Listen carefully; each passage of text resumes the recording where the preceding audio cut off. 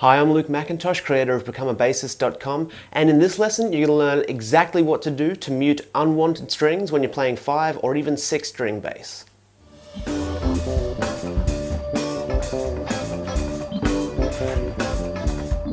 So this lesson today actually comes from a question asked by one of my subscribers on the Become a Bassist newsletter named Colin.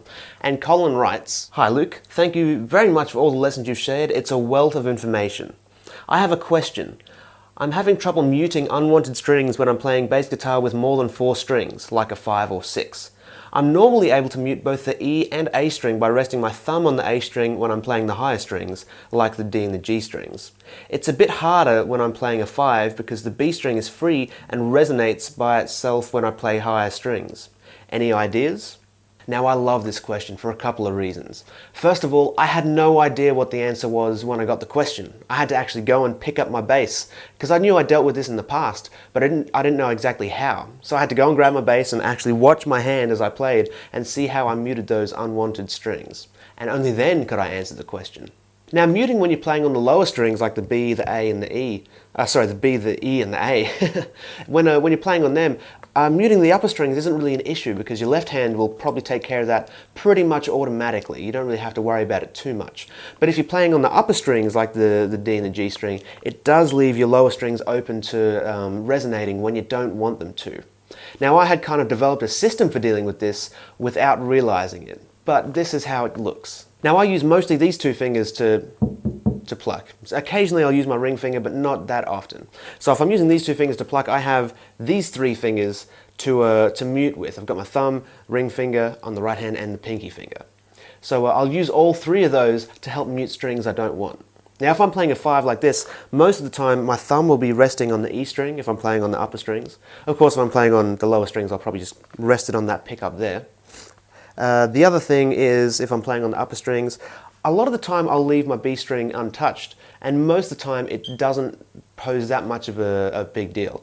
But if it does start resonating, what I'll do is I'll grab my pinky finger and just gently touch it there. So I've got my thumb on the E string, pinky on the B string right there, and that stops it from resonating any at all.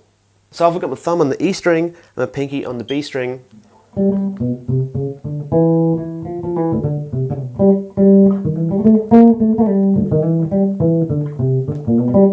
See, there's no loss of dexterity in the right hand, they're just kind of resting there. You're not squeezing them down with all your might, they're just kind of resting there to make sure you don't get any kind of latent reverberations that you don't want in there. Now, like I said, I only ever figured this out after I picked up my bass and watched my right hand while I was doing it. So this comes very naturally to me, this kind of method of muting the strings. So if I'm playing a 6 string like this one, it's very, very similar. The only difference is there's that extra string, so we might have to mute that one as well. So, but the basic technique, very, very similar. I'll take my thumb, and this time I'll put it on the B string. I'll take my pinky finger and put that on the E string resting there. And the ring finger, which I don't really use that much for plucking purposes, I'll put that on the A string right there. So it's thumb, pinky, ring finger. And that mutes those 3 bottom strings right there. Now once again, this isn't going to have any effect on your dexterity. You're still going to be able to do everything you can normally do. You're not pushing super hard down on these strings and kind of doing all that kind of stuff. You're just resting them very gently, so if these do happen to get nicked a little bit, the sound's not going to come through, if that makes sense. So like I said, full dexterity. Nothing's going to take away that dexterity as long as you keep this nice and relaxed over here. Now when I was figuring out how I did this, the more I watched my hands, I kind of figured out that every once in a while my thumb and pinky would swap places. So instead of the thumb being on the B string and the E being on the pinky, they'd kind of swap around. So the B would be with the pinky and the E would be muted by the thumb. So there's no kind of real rhyme or reason to this. If you find a way that works for you, definitely go for it. Now you could probably find 100 5 or 6 string bass players and ask them how they deal with this problem, and you could get 100 different answers. I've just given you a couple of ways that work for me personally, but definitely experiment and figure out what works for you. Now another option that you have that I've seen some other people do is to use a little hairband like this one. Now personally I don't use this particular method myself, but I have seen a lot of other people do. This is going to stop a lot of the kind of sympathetic notes kind of sounding if you're playing, but if you keep it fairly close to the bottom and strike the string, you're still going to get a nice full sound. So it's not going to affect your regular playing too much using open strings. But I personally don't like this one so much because I feel like there's a little bit too much that can go wrong. If, for example, if you end up over a harmonic, it's going to sound, even the higher harmonics. So you have to be really kind of careful about that kind of thing.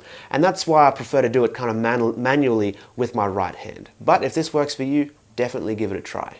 So to recap, you learned all about muting on 5 and 6 string basses, muting those unwanted strings that you might not want to be sounding. You learnt that on the 5 string, you can mute using the thumb and the pinky finger, and on the 6 string, you just add the extra string and mute with the ring finger right there. But you also learn that there's tons of ways of dealing with this problem, and you should find a way that works best for you, because there are plenty of them.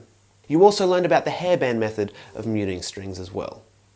Now, thank you so much for watching. I really do appreciate it. If you liked this lesson, make sure and head over to becomeabassist.com and sign up for the email newsletter by putting your name and email address in the box on the top right hand of the screen there. You'll get all the latest stuff from Become a Bassist, as well as a bunch of exclusive subscriber-only lessons. Thank you so much again for watching. I really do appreciate it. My name's Luke McIntosh, creator of becomeabassist.com, and I will see you in the next lesson.